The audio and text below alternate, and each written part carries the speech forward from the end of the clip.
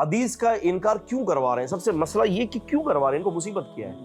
وہ دراصل انکار حدیث سے انکار قرآن کروانا چاہ رہے ہیں۔ حالانکہ نبی کریم صلی اللہ علیہ وسلم کو جو مانتا ہے تو وہ یقیناً نبی کریم صلی اللہ علیہ وسلم کی احادیث کو، آپ کے فرامین کو بھی اسے ماننا چاہیے، لیکن یہ کیا ہوا کہ امت میں یہ فتنہ کب اور کیسے اس کا آغاز ہوا؟ کہ مسلمان ممالک میں عیسائی علماء کا روپ دھار کر تقریباً 70,000 مشنریز کے لوگ وہ مسلمانوں کے ممالک میں کام کر رہے ہیں۔ صرف انکار حدیث پہ کام نہیں ہوا سر، انہوں نے کوشش کی بھئی نبوت کے جو ہے نا جعلی دعوے داروں کو کھڑا کیا جائے، صحائف کو بدل دیا جائے، مسلمان علماء کو خرید لیا جائے، ٹھیک ہے، مسلمانوں کی کتابوں کے اندر تحریف کی جائے اور ایسے پرنٹنگ پریس شائع کیے جائیں کہ جن پریس کے ذریعے یہ کتابیں شائع ہوں اور اس میں رد و بدل ہو۔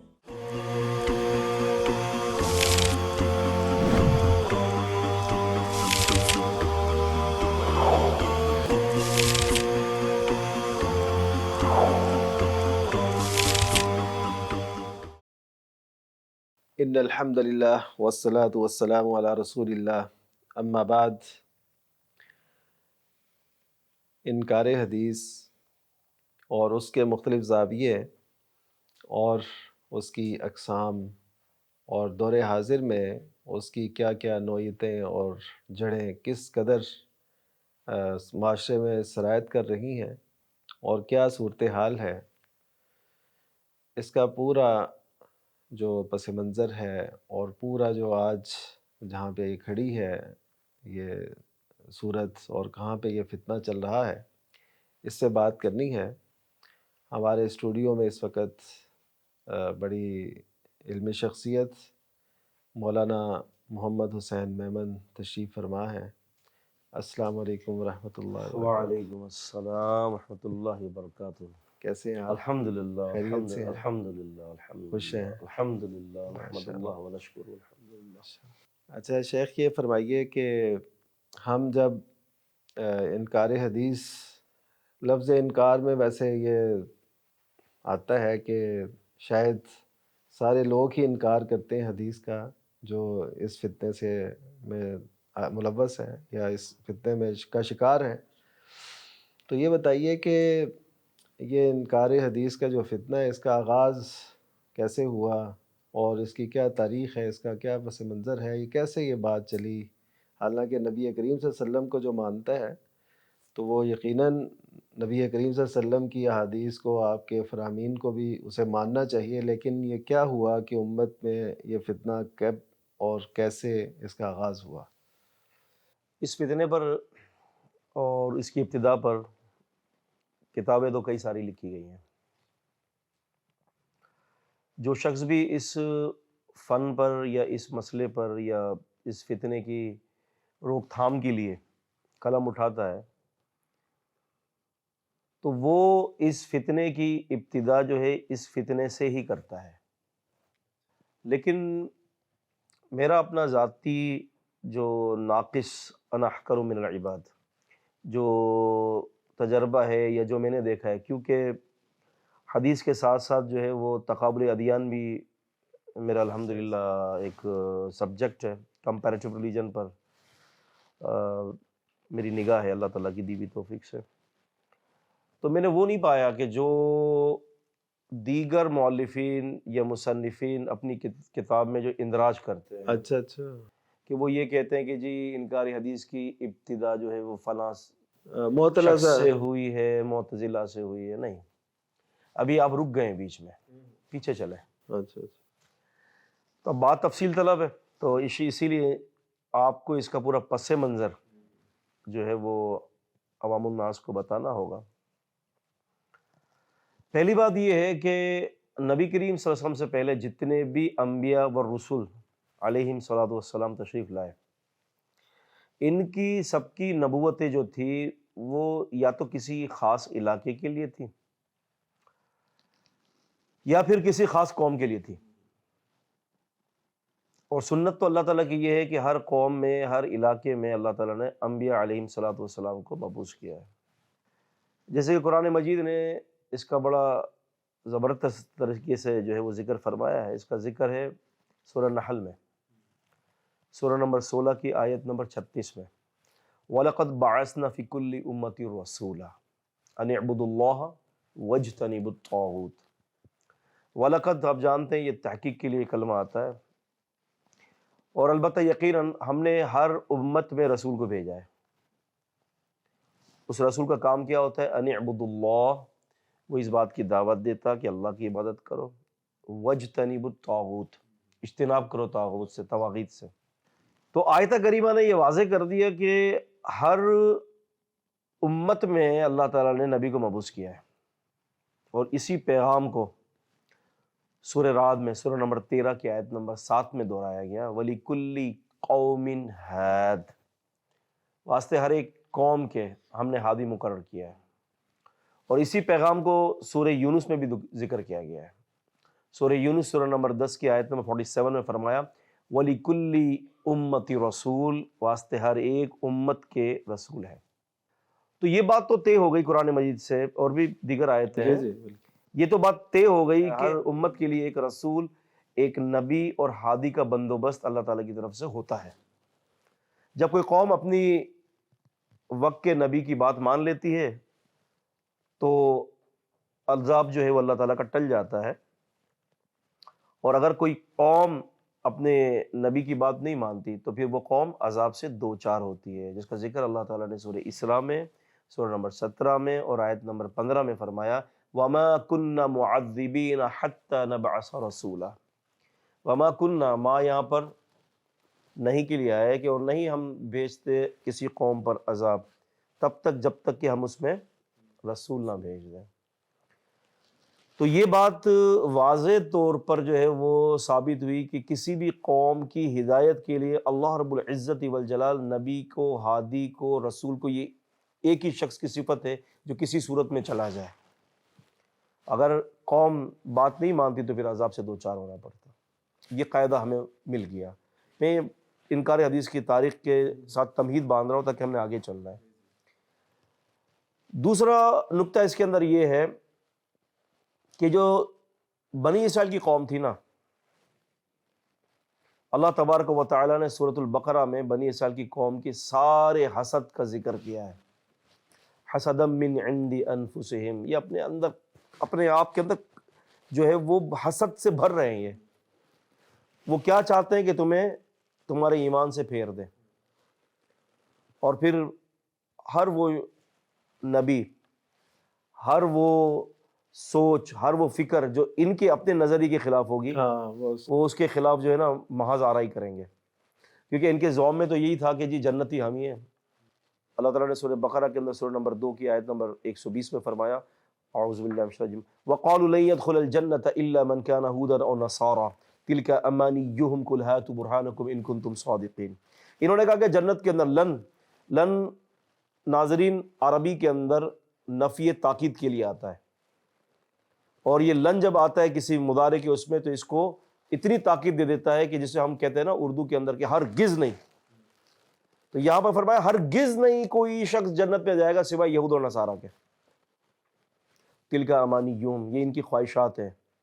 ہم اس کو پرانی اردو میں کہتے ہیں اٹکل پچو، یہ اٹکل پچو ہیں ان کے، یہ ان کی صرف خواہشات ہیں.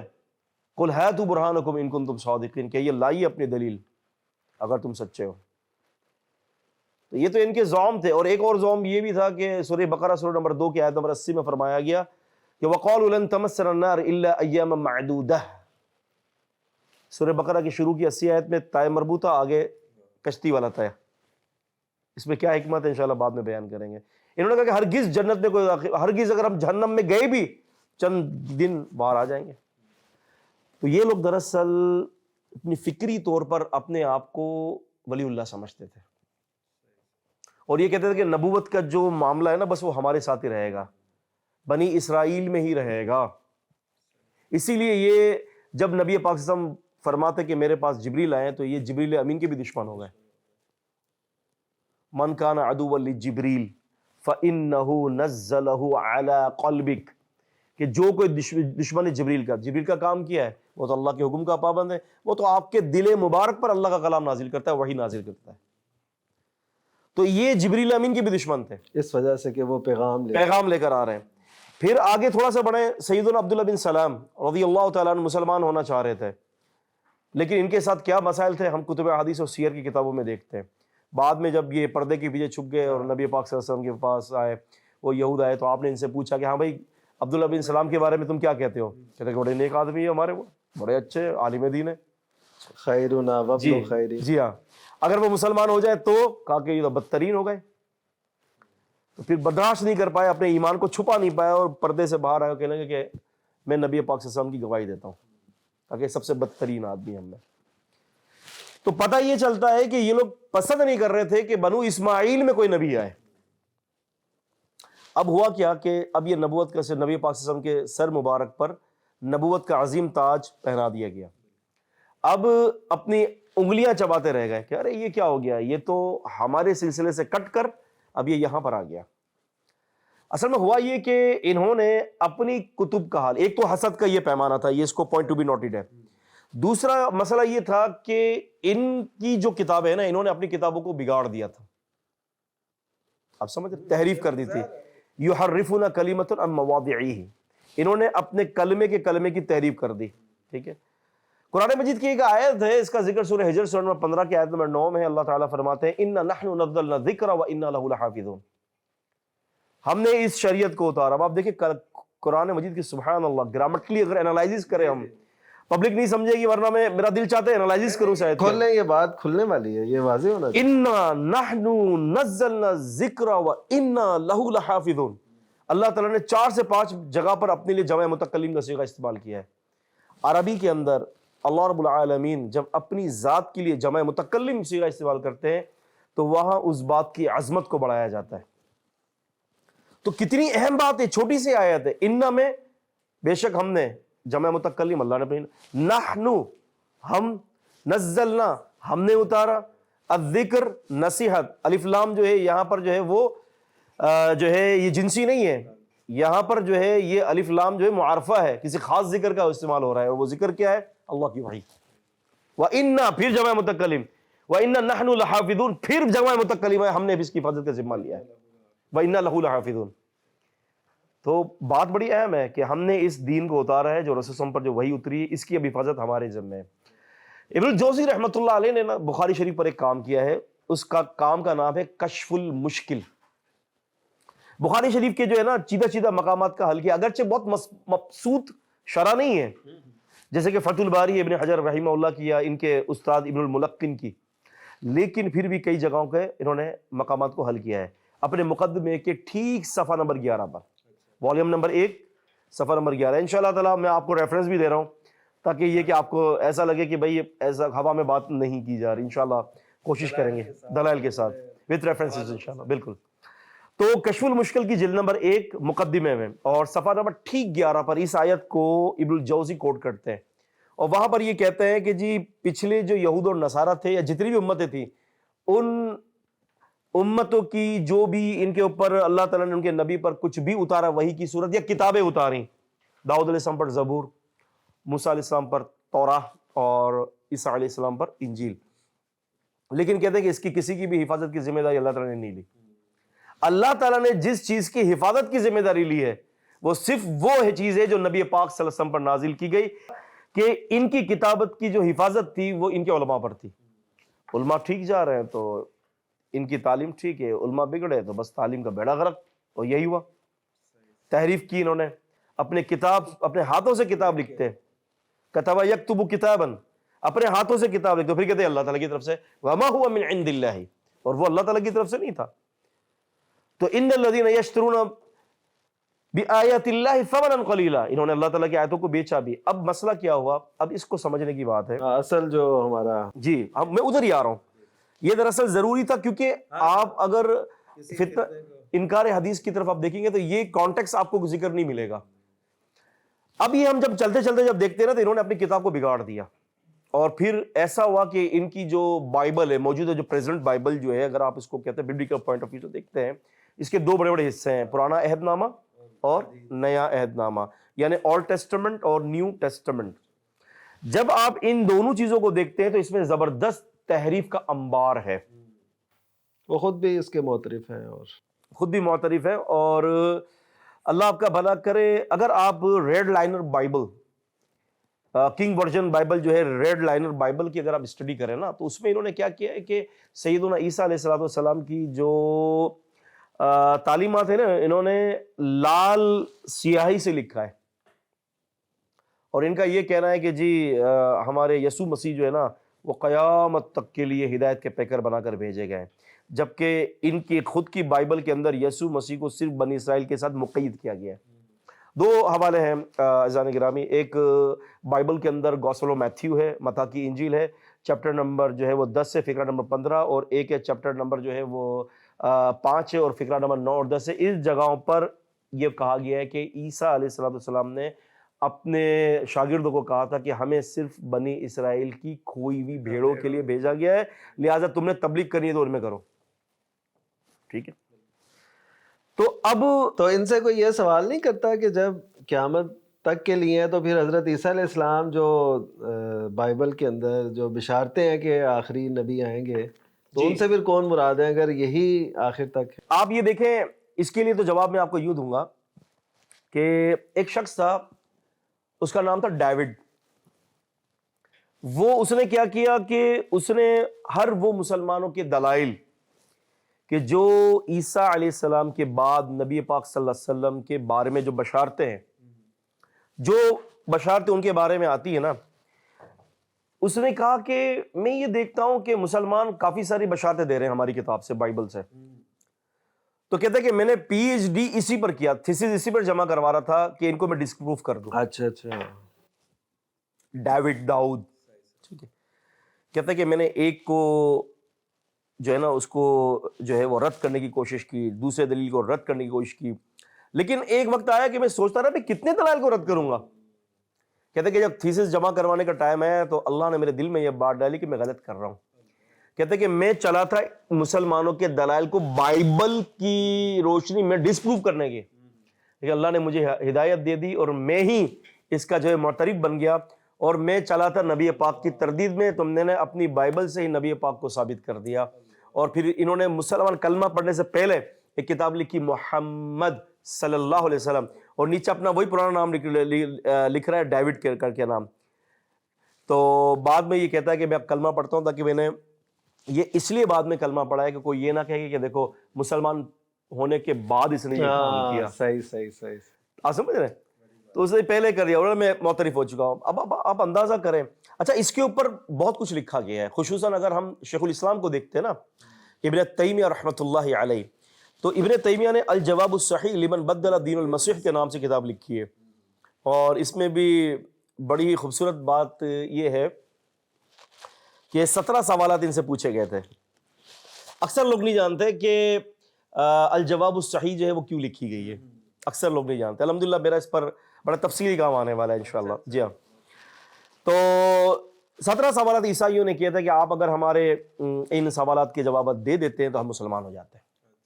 تو آپ نے ان 17 سوالات کے لیے 3,500 صفحات پر جو ہے وہ یہ کتاب لکھی، الجواب الصحیح. اور اللہ آپ کا بھلا کرے، اس کے اندر شیخ الاسلام نے تقریباً جو ہے 22 نبی پاک صلی اللہ علیہ وسلم کی بشارتوں کا بائبل سے ذکر کیا ہے. اور ان کے علاوہ علامہ قرافی ہیں، علامہ قرافی رحمہ اللہ جو ہے، انہوں نے بھی ایک کتاب لکھی ہے، تو الاجوبۃ الفاخرہ کے نام سے. تو اس میں انہوں نے 55 بشارتوں کا ذکر کیا ہے. اور ابن القیم رحمۃ اللہ علیہ جو ابن تیمیہ کے شاگرد ہیں، ہدایت الحیارہ میں ذکر کیا ہے، انہوں نے تقریباً جو ہے 30 بشارتوں کا ذکر کیا ہے. اور علامہ کیرانوی رحمۃ اللہ علیہ نے جو اظہار حق کے اندر بھی اس کا تقریباً 18 بشارتوں کا ذکر کیا ہے. تو یہ تو بشارتیں تھی. تو اب مسئلہ یہ ہو گیا کہ یہ ساری چیزیں ان کے پاس موجود ہیں، اور انہوں نے یہ دیکھا کہ ہماری بائبل کا تو ستیاناس ہو گیا ہے. اسٹینڈرڈ ریوائزڈ ورژن جو آتا ہے اس کا میرے پاس موجود ہے، یہ اس میں کئی سارے انہوں نے فقرات، بائبل کے جو فقرات ہیں ان کو انہوں نے بائبل کا حصہ نہ قرار دیتے ہوئے الگ کر دیا بائبل سے. اچھا آگے چلتے ہیں. اب یہ لوگ دیکھ رہے ہیں نبی کریم صلی اللہ علیہ وسلم کی احادیث کو، اس میں کوشش کرتے ہیں کہ یہ تحریف کرنے کی. قرآن مجید کی آیت کو دیکھتے ہیں تو اس میں تحریف نہیں ہے. کرنے کی بھی کوشش کرتے, پکڑی جاتی ہے. بائبل میں پکڑی نہیں جاتی. میرے پاس 150 سال پرانی عربی بائبل ہے اور نیا ورژن میرے پاس بائبل کا موجود ہے. آپ اس میں دیکھیں, وہ پھر آپ ان کو دیکھیں, دونوں کو کئی سارا فرق آپ کو ملے گا. یہاں پر دو باتیں میں آپ کو بہت ہی مفید, جس کو کہتے ہیں نا مفید نہیں, بہت ہی مفید باتیں میں آپ کو بتاؤں گا. تقریباً ٹائم ہو گیا اس بات کو, 30-35 سال ہو گئے ہوں گے اس بات کو, بلکہ زیادہ ہی ہوگا. عیسائیوں نے ایک کمیٹی بٹھائی, عیسائی علماء نے. اس کمیٹی کا جو موٹو تھا وہ یہ تھا کہ قرآن مجید کے 40,000 نسخوں کو جمع کیا جائے, 2 صدی ہجری سے لے کر 12ویں صدی ہجری تک 1000 سال کے نسخوں کو جمع کیا جائے, اور پوری ٹیم عیسائیوں کی بٹھائی, مسلمانوں کو نہیں بٹھائی. کہا کہ اس پہ تحقیق کریں اور اس پہ دیکھیں کتنی غلطی ہے. تو جب تحقیق کیا گیا اور کافی ارکریزی ہوئی ہے, تو الحمدللہ انہوں نے, یہ اللہ تعالیٰ کا شکر ہے, بڑی دیانت کے ساتھ انہوں نے کیا ہے. مسلمان ہوتے تو شاید اتنے دیانت نہ کرتے. تو وہ انہوں نے کام کیا اس پر, تو سر نتائج برآمد ہوئے. انہوں نے کہا کہ 40,000 نسخوں میں کہتے ہیں کہ صرف 2 غلطیاں سامنے آئی ہیں, وہ بھی کاتب کی. باقی پورے 40,000 نسخوں میں 1,000 سال میں کوئی ایک غلطی بھی سامنے نہیں ہے. اللہ, کوئی فرق بھی نہیں ہے. کوئی فرق نہیں, کسی بھی اعراب کی پوزیشن کا کوئی فرق نہیں ہے. پھر کہتے ہیں کہ اب بائبل کا کرتے ہیں.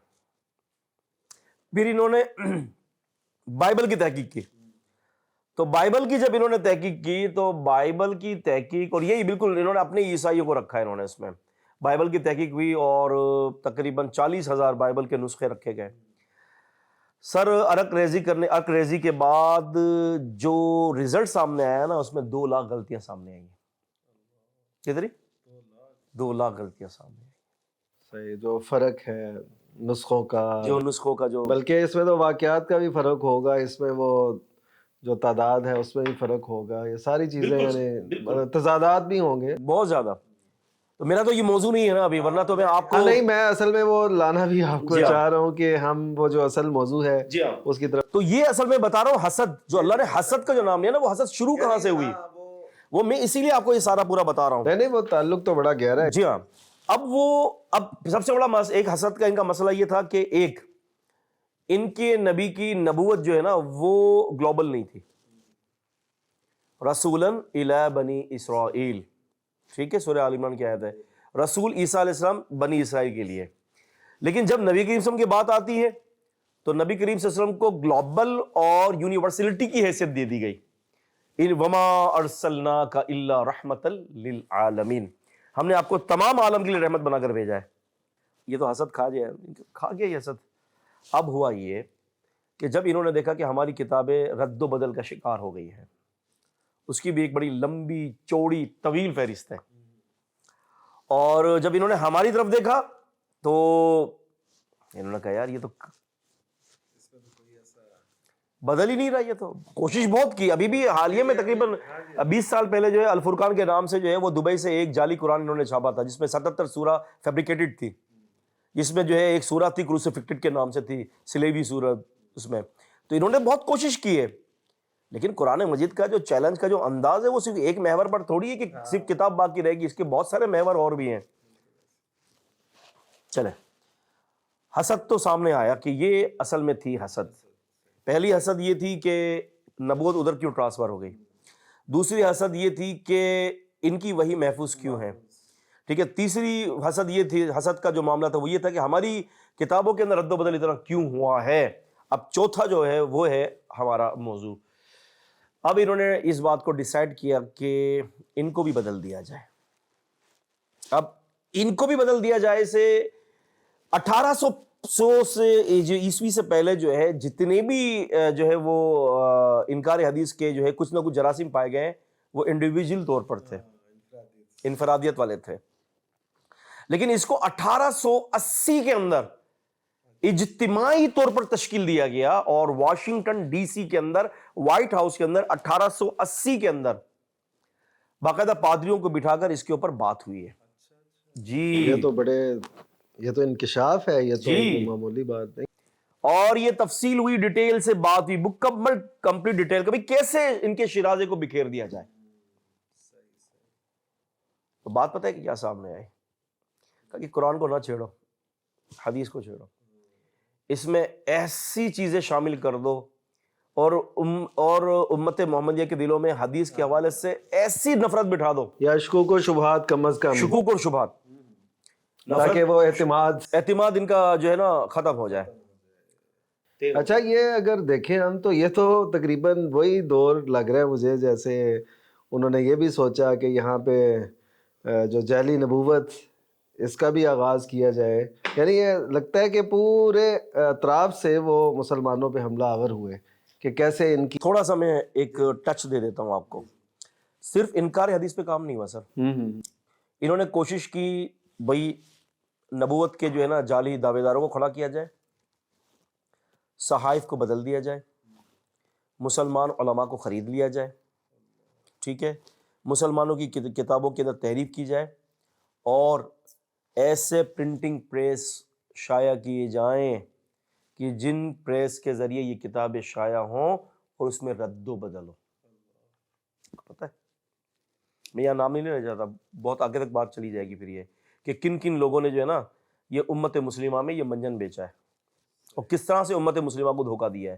باہر سے کتابیں آ رہی ہیں سر، تو کہنے سے مراد یہ کہ تحریف کے یہ مجرم جو ہے نا اپنی کتابوں کو تو انہوں نے چھوڑا نہیں ہے، یعنی ایسے سمجھے کہ ان کے ساتھ ایسے لوگ ملے بھی جنہوں نے تحریف کی کوشش کی اور اس طریقے سے ان کی یہ جو ہے نا کوشش ناکام ہوئی ہے ویسے تو، لیکن یہ ہے کہ مسلمان اس کا شکار ہوئے ہیں، ہم یہ کہہ سکتے ہیں، اور اس کے یہ اسباب ہیں۔ اچھا اس حسد اور یہ ساری چیزوں کے بعد ان کے یہ جو 1880 آپ بتا رہے ہیں غالباً اس میں انہوں نے یہ کر دیا اور طے کر لیا کہ ہم نے کرنا ہے، اس کے بعد پھر انہوں نے باقاعدہ طور پہ آگے جب ہم دیکھتے ہیں نا تو ایک کتاب جو ہے وہ چھپی، اس کا انگریزی میں چھپی تھی، اس کا عربی ترجمہ بھی ہوا ہے، Christian workers in Muslim world, عیسائی کارندے مسلمانوں کی دنیا میں۔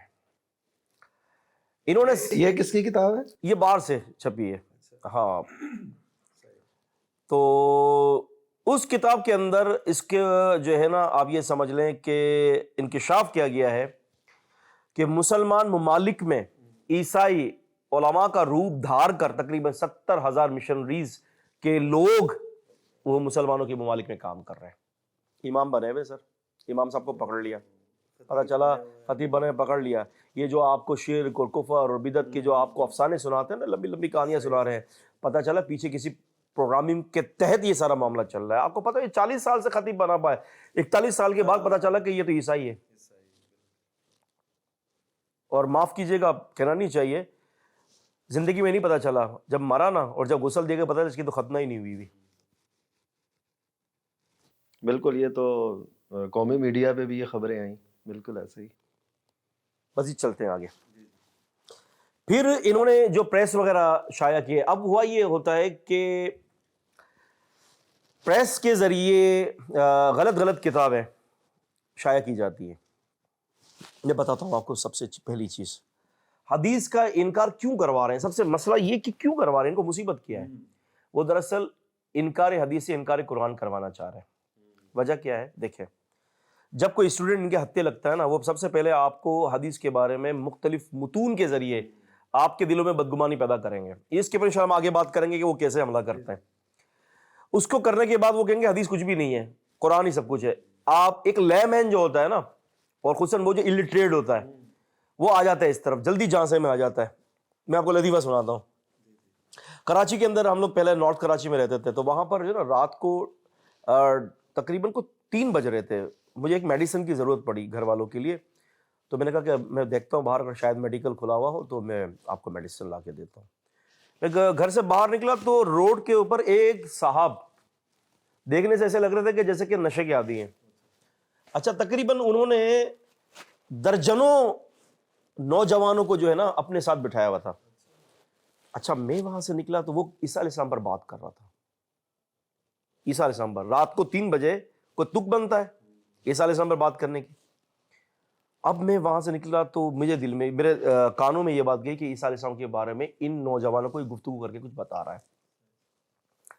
میرے ذہن میں یہ بات آئی، فوراً میرے ذہن کا کمپیوٹر آن ہو گیا، بالکل آن ہو گیا کیونکہ فیلڈ ہے نا میری دفاع حدیث. میں نے کہا حسین دو باتیں ہو سکتی ہیں, یا تو یہ عیسائی ہے یا تو یہ منکر حدیث ہے, دونوں میں سے ایک ہے, کیونکہ تک ہی نہیں بنتا رات کو 3 بجے ان نوجوان کو لے کر بیٹھنے کی. اب میں گھوم کر پیچھے کھڑا ہو گیا اور سنتا رہا, پتہ چلا وہ منکر حدیث نکلا. وہ ان کو کہہ رہا تھا کہ یہ جو تم عیسیٰ علیہ السلام کی جو نزول پہ جو باتیں کرتے ہو نا کہ وہ نازل ہوں گے, اور یہ سب عیسائیوں کا پھیلایا ہوا وہ ہے, کیونکہ اللہ کے نبی کے ہوتے ہوئے عیسیٰ علیہ السلام کو دوبارہ آنے کی ضرورت کیا پڑے گی. دیکھیں اب اس انداز سے وہ بالکل. میں پھر وہاں بیچ میں آیا, میں نے کہا یار وہ تمہاری بات تو کچھ سمجھ میں آ رہی ہے, میں کہا تم یہ بتاؤ کہ موسیٰ علیہ السلام کا تذکرہ قرآن مجید میں زیادہ ہے کہ محمد رسول اللہ کا. تو کہنے لگا کہ وہ میرے خیال سے تو موسیٰ علیہ السلام کا. میں نے کہا تم صحیح کہہ رہے ہو. میں نے کہا یار یہ قرآن بھی جو ہے نا, یہ میرے کو لگتا ہے یہ عیسائی اور یہودیوں کی طرف سے. میں نے کہا یار بات کر رہے ہو. میں نے کہا رات کو 3 بجے کو تک کے پھر کھڑے ہو کر میں نے 10 منٹ کی تقریر کی, وہاں کھڑے ہو کے ان کو بتایا کہ کیا تھا اور یہ کیا بندہ ہے. تو نحمد اللہ و نشکرہ, ساری خیر کی نسبت اللہ تعالیٰ کی طرف ہے. وہ مجلس ٹوٹ گئی, پھر اس کے بعد مجلس لگی نہیں, اس کا وہ جادو چل نہیں سکا اللہ تعالیٰ کی توفیق سے. ایسا لگا کہ دوائی کے بہانے میرے مالک نے مجھے کھڑا کر دیا تھا. تو شیخ اس گفتگو کا خلاصہ ذرا بیان کر دیجئے تاکہ نا سامنے پورا آ جائے خاک. دیکھیں اس کا خلاصہ جو ہے اس نہج سے ہے کہ یہودیت نے نبی پاک صلی اللہ علیہ وسلم سے حسد کیا, صحابہ کرام سے حسد کیا, جبریل امین سے حسد کیا. ایک حسد کی وجہ یہ تھی کہ نبوت جو ہے وہ بنی اسرائیل سے اٹھا کر بنی اسماعیل میں عطا کر دی گئی. ایک حسد سب سے بڑا ان کی وجہ یہ تھی. پھر اس کے علاوہ جو ہے انہوں نے, ان کے ہی علماء نے اپنی کتابوں کے اندر تحریف کی. اب جب انہوں نے ہماری طرف جھانکا, یعنی قرآن اور حدیث کی طرف جھانکا, تو وہاں تحریف نہیں تھی. تو انہوں نے اس حسد کی وجہ سے, حسد تو ان کا پرانا جو ہے وہ ہے طریقہ کار ہے, وہ ہمیشہ حسدم من عند انفسہم, یہ تو حسد ہی کرتے ہیں ہم لوگوں سے. ہمارے لیے جو ہے وہ تباہی اور بربادی چاہتے ہیں. جب ہمیں کوئی بالکل ایسے, جب ہمیں کوئی خوشی پہنچتی ہے تو ان کو برا لگتا ہے, اور جب ہمیں کوئی تکلیف پہنچتی ہے تو اس میں وہ راحت اور خوشی محسوس کرتے ہیں. تو جب ہمیں ایسا دین دے دیا گیا کہ جو مکمل طور پر جو ہے سولوشن فار ہیومینٹی ہے, کیونکہ بائبل نہیں ہے سولوشن, ٹھیک ہے, تورات اور انجیل سولوشن نہیں ہے, وہ صرف ایک محدود ان کے لیے تھا. وہ یاد آ گیا مجھے کہ سیدنا عمر سے یہودی نے کہا تھا نا کہ یہ آیت جو الیوم اکملت لکم دینکم یہ اتری ہے, یہ ہم پہ اتری ہوتی تو ہم اسے عید کا دن مناتے. تو اس کا مطلب ہے کہ ان کو یہ حسد تھا کہ ہمارے دین میں ایسی تکمیل کیوں نہیں ہوئی. تو یہی مسئلہ ہے. اور دوسری پھر بات یہ ہو گئی کہ جب ہمارے صحائف جو ہے وہ محفوظ ہے نا, تو یہ چیزیں ان کو کھا گئیں. اور آج کا یہودی اور عیسائی پہلے کے یہودی اور عیسائیوں سے زیادہ جلیس ہے. آپ اس کو نوٹ کر رہے ہیں, ایسے ہی ہے, وہ حسد بڑھ رہے ہیں. جی ہاں, آج کا جو پہلے کے جو یہود و عیسائی تھے نا, وہ فکری طور پر ہمیں مارنے کی کوشش کرتے تھے. آج وہ فکری اور عسکری دونوں طریقے سے ہمیں مار رہا ہے. ان کے جو ہے حسد بڑھ گیا. پھر اس کے لیے پھر انہوں نے خلاصہ یہ ہے کہ پھر ان کے لیے انہوں نے جو ہے وہ مختلف قسم کے منکرین حدیث کو یا تو انہوں نے خریدا, یا اپنے لوگوں کو ہی مسلمان کا بھیز بدل کر وہاں پر انہوں نے بھیجا. کراچی کے اندر ایک سرجانی ٹاؤن ایک علاقہ ہے, وہاں ڈیبیٹ کے لیے مجھے بلایا گیا. کہنے لگا شیخ یہ یونیورسٹی کا ٹیچر ہے اور یہاں پر انکار حدیث کی دعوت دے رہا ہے. میں نے کہا چلتے ہیں. تو بات ہوئی تو پتہ چلا اس کو تو ٹھیک طریقے سے قرآن پڑھنا ہی نہیں آتا, اور وہ بائبل کے ریفرنسز کوٹ کر رہا ہے. میں نے بھرے مجمع میں کھڑے ہو کر میں نے کہا کہ یہ عیسائی لگ رہا ہے مجھے. میں نے کہا بائبل کس کو یاد ہے, قرآن یاد نہیں ہے, پتہ ہی نہیں ہے. میں نے کہا بائبل ہمیں کیا بائبل کی ضرورت ہے.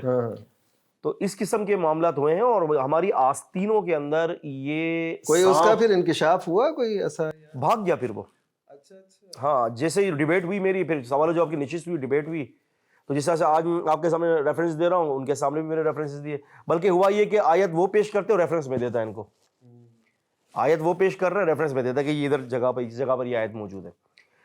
پھر اس کے بعد اب جب ان بکے ہوئے علماء نے, یعنی علماء سو, جنہوں جو روپ بدلا, علماء سو اسی لیے کہہ رہا ہوں میں, علماء خیر نہیں کہہ رہا میں, پھر انہوں نے کیا کیا کہ اپنے لوگوں کو پیدا کر دیا. پھر جب لوگ پیدا ہوئے نا, تو پھر لوگ ملتے رہے اور یہ انکار حدیث کا قافلہ بنتا رہا.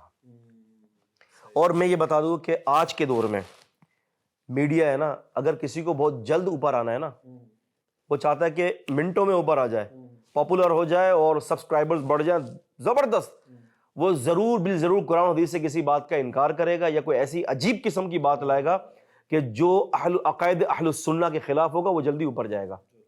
اس کی مثال ہے آپ کے سامنے، کھل کے بول دوں. کہہ دینا چاہیے اس میں. چاہیے. آپ دیکھیں غامدی کو دیکھ لیں، آگے انشاءاللہ ہماری جو ٹرمنالوجیز پر بات ہوگی ہم اس پہ بات کریں گے. آپ محمد علی مرزا کو دیکھ لیں، آپ اب دیکھیں آپ کے اسحاق جھالولی کو دیکھ لیں، آپ کیا تھا یہ. بھائی ایسے بھی لوگ ہیں کہ عبارتیں پڑھنے نہیں آتی سر، ایسے بھی لوگ ہیں کہ آیات یاد نہیں ہیں صحیح طریقے سے. جب ایک آیت پڑھتے تو دسیوں غلطی کرتے ہیں. اتنا نہیں پتا کہ گرامرلی طور پر جو ہے ان آیات کی انالائزس کیسے کی جا سکتی ہے، کیا فعل ہے کیا فاعل ہے، کچھ نہیں پتا. عبارت نہیں پڑھ سکتے. تو جو امت مسلمہ کو نقصان پہنچا ہے. پھر یہی مصیبت چلتے چلتے چلتے چلتے علاقوں میں پہنچی، شہروں میں پہنچی، گلیوں میں پہنچی، لوگوں تک پہنچی. اب آج انکار حدیث کا وہ شخص بھی شکار ہے کہ جو فلیکسیبلٹیز چاہتا ہے. اباحت پسندی. ہاں اباحت پسندی. مجھے داڑھی نہیں رکھنی، مثال ہے. اب مجھے کوئی آگے بندہ کہہ دے کہ یہ داڑھی اسلام میں تھوڑی نا کوئی ہے. دیکھو میں تو دلائل دیتا ہوں. اب مجھے یہ غرض نہیں ہے کہ وہ دلائل بگاڑ کے دے رہا ہے، کیا دے رہا ہے، مجھے یہ غرض ہے کہ مجھے فلیکسیبلٹی مل رہی ہے. اچھا بالکل ایسے ہی، بالکل. تو ایک اور جاوید بن غامدی کا مسئلہ بھی یہی ہے، غامدی صاحب کا بھی مسئلہ یہی ہے. بات کریں گے انشاءاللہ ہم آگے. تو یہ اس کا خلاصہ رہا ہے انشاءاللہ. صحیح. بہت بہت خوب، بہت اچھے طریقے سے آپ نے انالیسس کیا اور بڑے اچھے طریقے سے آپ نے بیان کیا، بڑے انکشافات سے آپ اور مغز گفتگو تھی آپ کی. اللہ تعالیٰ آپ کے علم و عمل میں اضافہ فرمائے.